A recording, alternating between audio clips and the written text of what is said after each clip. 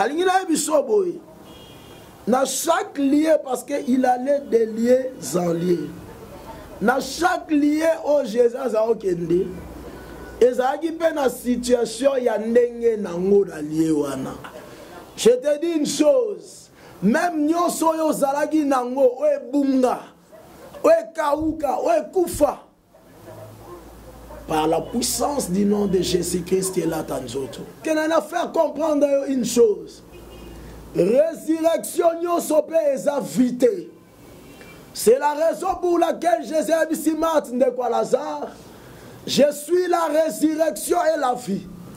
Ce qui a eu ressuscité et par après soit vie. Quelle que soit gravité à problème na yo. Parce que nous allons faire comprendre yo boy. Gravité à problème na yo et zo dépendre na Jésus et talibé Jésus mais gravité à problème na yo et talika ya ngomo problème na yo.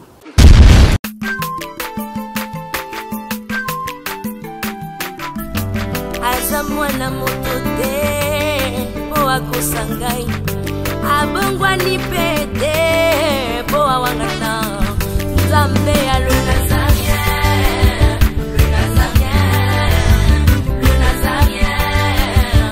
David Nzamba ayebana kitoko kuma mukondima atako babakola ki mafuta na musakolima lelo ya yobolingo ebateli le Nazarien lipamboli oyo mona na katempeni mama kantelobi kola pie mapapu masopi mafuta toko kisi ena elongo na Nzambe oyo babenga na makomi Jésus.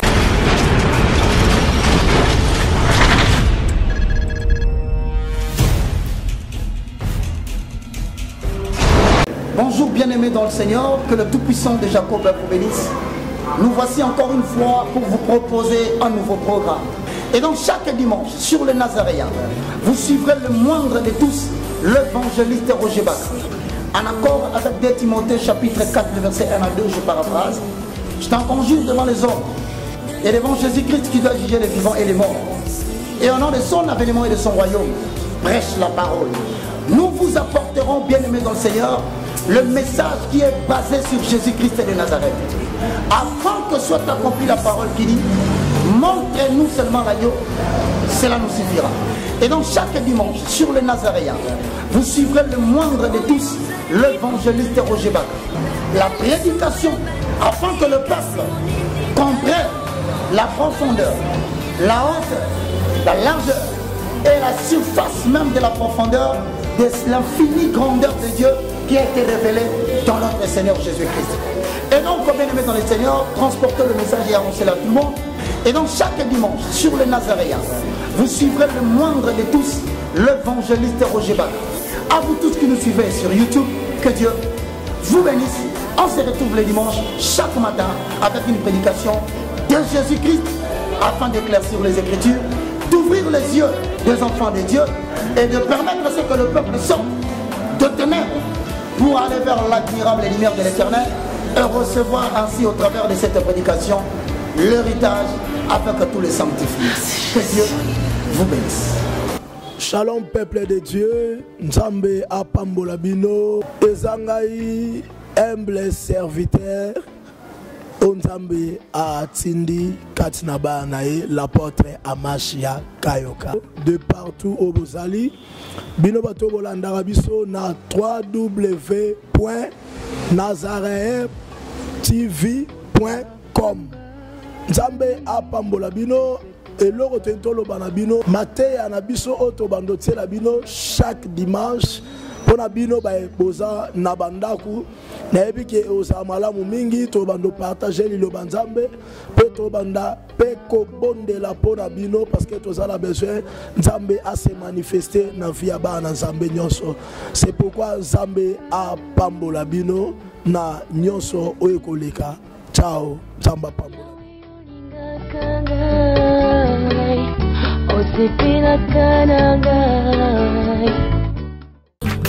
Abongwa ni pete po awangata Nzambe ya le Nazarien Shalom peuple de Dieu. Nzambe a pambola bino bisika nyonso obozolanda biso. Ezanga bien-aimé Nabino Amashia Kayoka dont naza apôtre. Nzambe a pambola bino bisika nyonso obozolanda biso na www.lenazaréentv.com. Le lot tolingi to partager de la part de Dieu si j'ai moko oeza vraiment important pour Nabino. N'a vu que ces derniers temps tozui vraiment initiative ya ko partager Nabino chaque fois na banda ku Nabino pour na manifestation ya gloire ya Nzambe na vie Nabino. Alors, on a lingi un peu to ça la partage, mais avant to banda. Na lingi na sambe la mais yo mutoza kolanda biso na temps ozala vraiment concentré. Et puis non linga du début à la fin, il y a prédication to, il y a prière to ça là. Olandanga vraiment nabokebi. Dans sa prière, Dieu de grâce, Dieu tout-puissant, Zambe mitema ya mutu nyonso oya kolandanga, to motema ya mutu nyonso oya zolandanga nesiko ya zwami, ezala une terre fertile. C'est toi qui donnes la semence au semeur. Prédication on a zoté anatan oyo eza la semence oyo kokweya na mutema na ye oyo eza une terre fertile peut produire ba fruits. Dieu de grâce Paul alobi nga na zolona Apollo usazobwaka mai Nzambe yondo kolisaka onga na zolo beza semence yonde kolisango. Dans le nom puissant de Jésus-Christ de Nazareth. Et apporter foi, makasi parole au yo. Parce que la foi vient de ce qu'on entend vient de la parole de Christ. Parole lui apporter foi, na vie à mon biso. Et foi wana et produire miracle au nom puissant de Jésus-Christ de Nazareth. Amen. Et si gozolanda biso, tolingi totanga liloba na Nzambe tozana Actes des Apôtres chapitre 10 le verset 38. Bible zoloba, vous savez comment Dieu a oint du Saint-Esprit et de force Jésus de Nazareth qui allait de lieu en lieu faisant du bien et guérissant tous ceux qui étaient sous l'empire du diable, car Dieu était avec lui. Bien-aimé place Totangi, parce que expliquer que Jésus a été de lieu en lieu, a fait la batubolamu, a délivré. Ba onyonso bazaki na se ya nguya ya diable to ba bakangamaki na se ya puissance ya diable. Na ngina bisabino Bible soloba, l'esprit du Seigneur est sur moi. Il m'a oint. Mais l'esprit du Seigneur tant oindre ezaki pona objectif. C'était pour prêcher la bonne nouvelle aux pauvres, pour délivrer les captifs, rendre libres les opprimés, ainsi de suite. L'Esprit du Seigneur est en moi, il m'a oint, mais onction on a eza pour un but. C'est pourquoi Bitchwana na kokanisa ngona thème oyo tolingi to développer.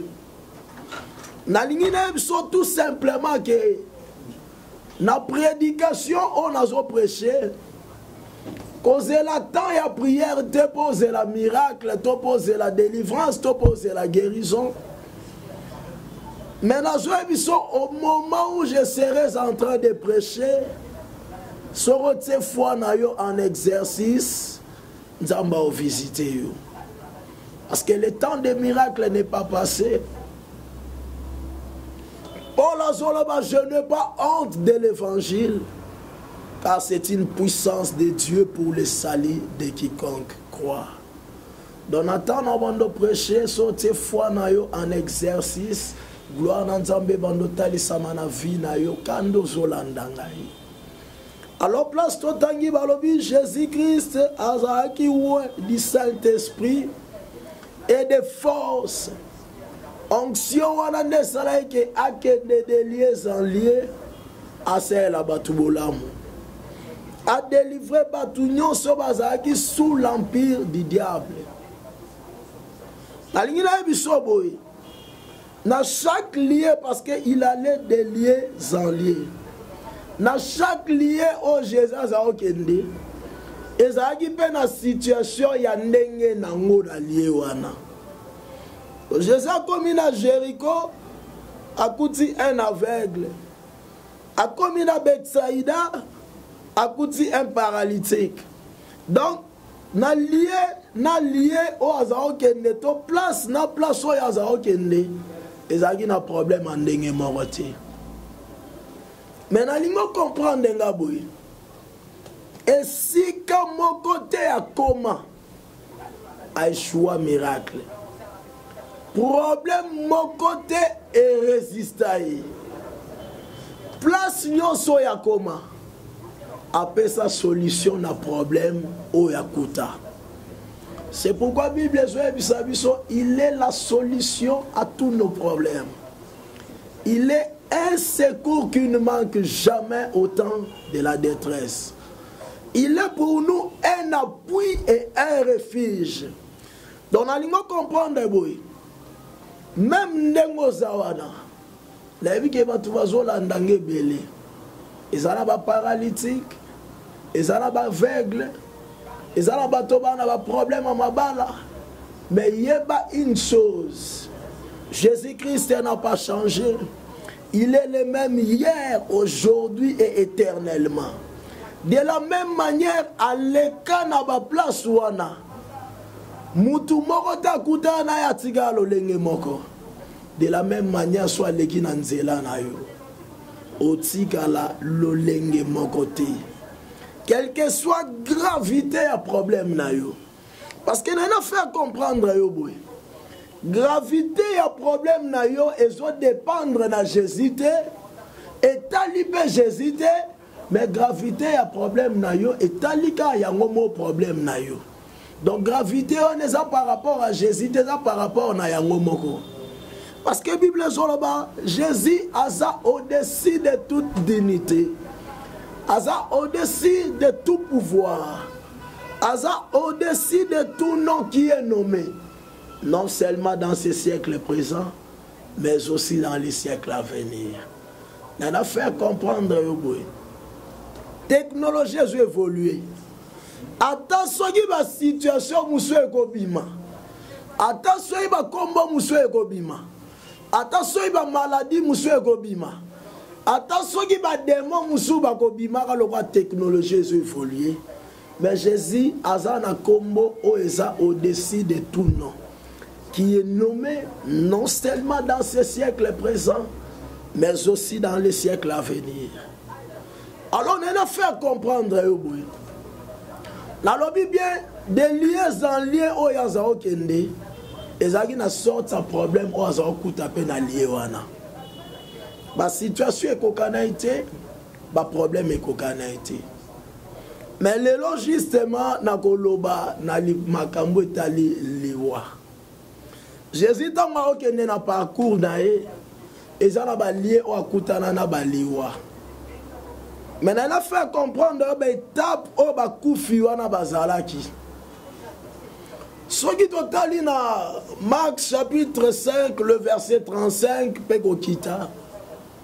As on parlé sur l'histoire, il y a fille, il y a Jairus.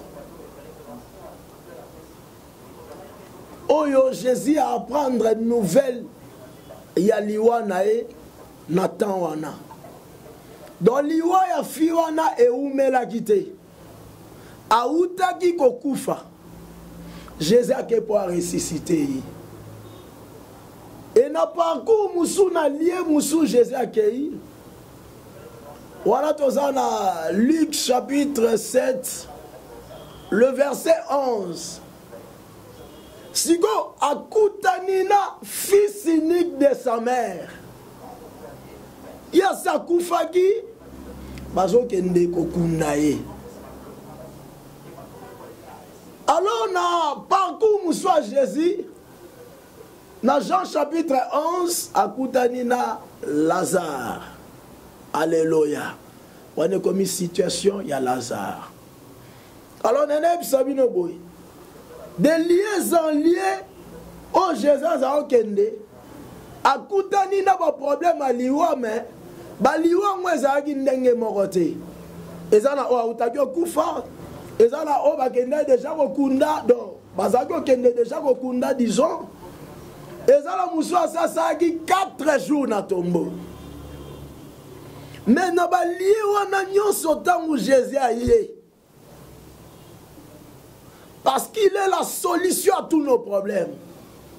Azana ba kombo ya victoire au azwa par rapport ya bakawa na nyonso. Parce que le quoi a la solution à tous nos problèmes. Azana na kombo victoire. Ton kombo moko elakisa gaza puissant koleka problème oyo zanango. Na ina fait comprendre une chose. Jésus soga continue qui parcours nae. Na oye biso ke puissance n'est comment na soukati. Mais la situation na biso de souka. Parce que ceux qui pega la situation difficile nga se multiplier, anga zape kana ba solution et ça. Donc ce qui ba cas difficile ne si là, mais Jésus a si là té. Bible zolo baboy. Il y a de l'expérience pour tous ceux qui vivent. Mais la Bible l'obite qu'il y a de l'espérance seulement pour tous ceux qui vivent. La Bible l'obeli n'a pas y a battu au bazar en vie. Il y a de l'expérience pour tous ceux qui vivent. Mais l'obite qu'il y a de l'espérance seulement pour tous ceux qui vivent. Même pour les morts, il y a de l'espérance. Même pour les ossements desséchés. Parce que Ézéchiel n'a valé à ossements desséchés. Dans Ézéchiel chapitre 37, a prophétisé sur les ossements desséchés. Et les ossements desséchés, il a été un autre. Dans un épisode, Moutou a passé dans la vie. Aïe, il vivre, vivre. Parce que Ézéchiel, est-ce que ces ossements peuvent-ils revivre? Ézéchiel a habité laissé. Naina bisoboy. Muto ayebi bien zanzambe. Ayebi loko aye muto oleka. Et que ye muto ayebi. On a sala na prophétiser quand loko Ézéchiel par l'ordre du Seigneur. Parce qu'à l'auberge Ézéchiel prophétise. Quand on prophétiser ba osma desséché soit qui vit. Alors, place aux Hollandanga par la puissance du nom de Jésus-Christ. Place nous faisons ko kauka na vina yo et la tanzoto. Même ba promesse o ba pesa yo, o se réalisate, o koma ya kala.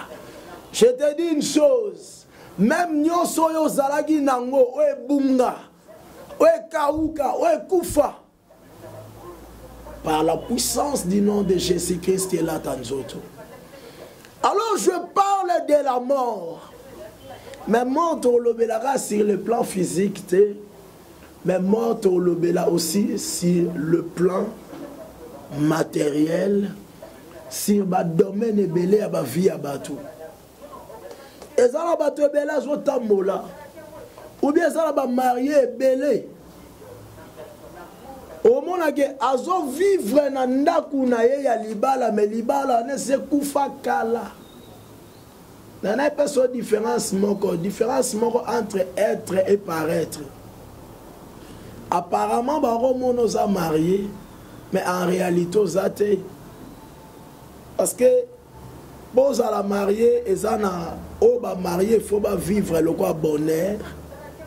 Mais ça la batumsu babimanda kumoko libala babima porte moko me ba réalité o ba vivaka o kaka moi sito mobile ebisio na fandeli ka bana alors on est sous bénédiction té on est sous bonheur té on est sous o photo vivre na mariage té et ça la batu belé azo vivre mais musala na e ba boma kala. Et ça va te belé à son vivre. Mais c'est mon c'est koufa kala. Alléluia. Et ça va te belé à son vivre. Mais ma classe naie est koufa. Koufa, je veux tout simplement dire, et ça non-existence. Donc existe à Galissou sous thé. Et ça, nous sommes vivre, mais dans le domaine où nous avons vu, nous avons vu la soute. Et ça, signe que bilo ko ane kufa. Maintenant, tu parles bien dans liwa, oh yo muto to kufa siko yo. Jésus a ressuscité. Liwa o ba ke no kunda mutu déjà. Na liwa o mutu a sali 4 jours dans les tombeaux. Nabaliwa wana nyoso mutu moko takuta na epe fine tigalo lenge moko batu nyoso o bakutana na ye bazwa vie.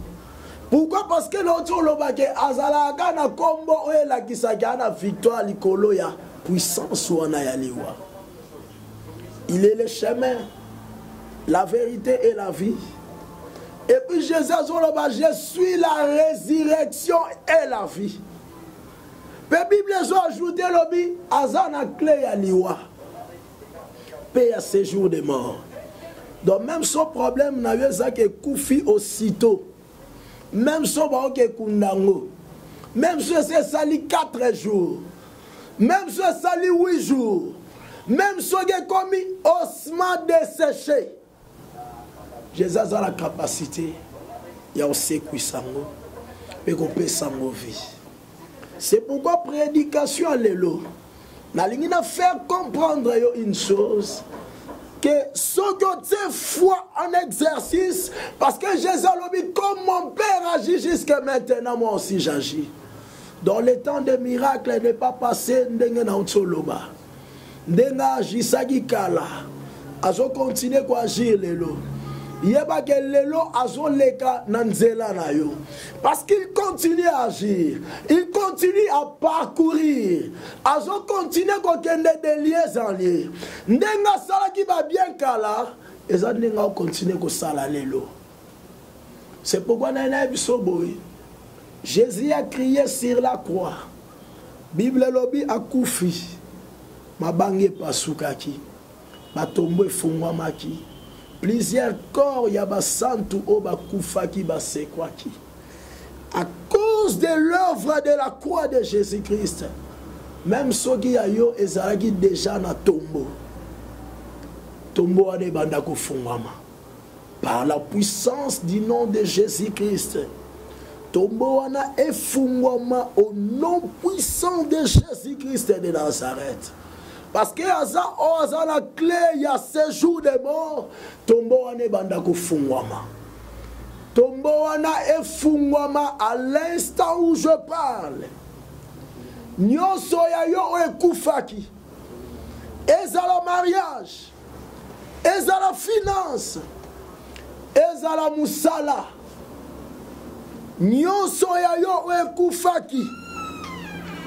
E bandako ressuscité. Et bimana séjour des morts. Et joie vie. Parce qu'on a fait comprendre une chose. Résurrection n'y sope eza vité. C'est la raison pour laquelle Jésus a dit Martin de quoi Lazare. Je suis la résurrection et la vie. Ce qui a eu est ressuscité. Et par après joie vie. et bimana séjour des morts. Ce que je vis et tigé dans séjour des morts, délivrance soit dans la réalité. Bible solo babo, si le Fils de l'homme vous a franchi, vous serez réellement libre. Nous avons répété, je n'ai pas honte de l'évangile, car c'est une puissance de Dieu pour le salut de quiconque croit. Place aux Olandanga. Ce que vous se retrouver dans le chaos, et que oh ya yo et koufa. Parce qu'on répète, même ceux qui sont morts, physique. Na yo ka sonité bon na yo biso ke mokufi na yo aza na capacité à cause quoi. La puissance de la résurrection. Ou ramena Jésus-Christ de la mort à la vie. Et toucher mutuana oaza kokufa. E banda ko zongi sa na vie. Et banda ko zongi sa na vie. À l'instant où je parle, n'ayez que gloire na Zambé se manifester place nyonso obolanda ngai. Benazana sonité, je le répète, la puissance du nom de Jésus-Christ, c'est la capacité à ressusciter. Nyonso ya yo ekufa. La puissance de la résurrection. Oui, ramena Jésus-Christ de la mort à la vie. Et banda ko se manifester makasi na vie na yo. Et banda ko se manifester makasi même soki liwa ekoti na ndaku na yo. Et banda ko longola liwa wana. Et banda ko sekwisa wa kufi. Et banda ko pesa ye vie. Soja sa kontaki na cercueil. Abima la cercueil wana. Par la puissance du nom de Jésus-Christ. Cercueil wana panzana. Soja sa kontaki na tombeau. Abima na tombeau. Que la puissance du nom de Jésus-Christ et bandako se manifeste makasi place boza et longola liwa nyonso na ba vie na bino écoute sa vie une vie en abondance na ba domaine nyonso ya ba vie na bino alingi na faire comprendre le romoro ba prédication autoromotsa pona bino. Et ça pour un bénéfice, il y a un nzambe nyonso babenga abiso. Et je crois que le temps des miracles n'est pas passé. Parce que quand on a prié, il y a une très forte puissance du nom de Jésus-Christ. Où ils se manifesté dans la vie. Même place autoza, même dans le plateau autoza. Même dans le bateau baza, dans la chambre, où ils ont pembeni na biso. À l'instant où je suis en train de parler, ils ont la gloire dans Zambé, ils ont quitté la bango. Ils ont la liwa, ils ont na bavia, bateau baza pembeni na biso. Alléluia. À l'instant où je parle, ebanda kotika banzoto. Que la puissance du nom de Jésus-Christ ait apporté résurrection à la vie sur tous les plans de la vie.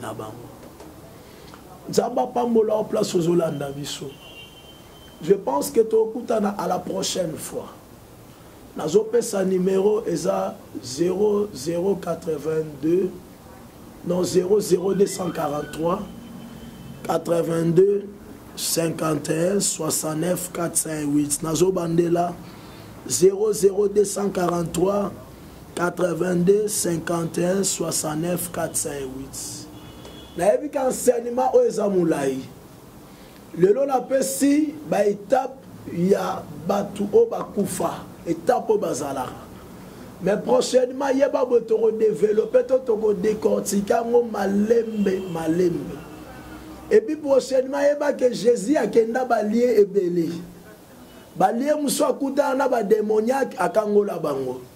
C'est pourquoi place yo zali très branché na www ou www.nazareentv.com pour Hollanda biso parce que nata oyo totie ba moyen soit marche pour au mon arabiso tozwaka mpe ta ya prier mpo na yo e nayebi ke nzambe asali bato ebele tozela batémoignage na bino nzambe apambola bino.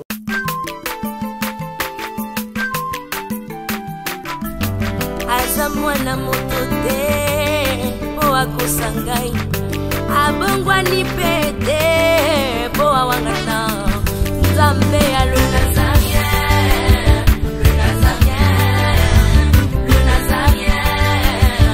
David Nzamba ayebanaki te kokoma mokonzi atako bapakolaki mafuta na mosakoli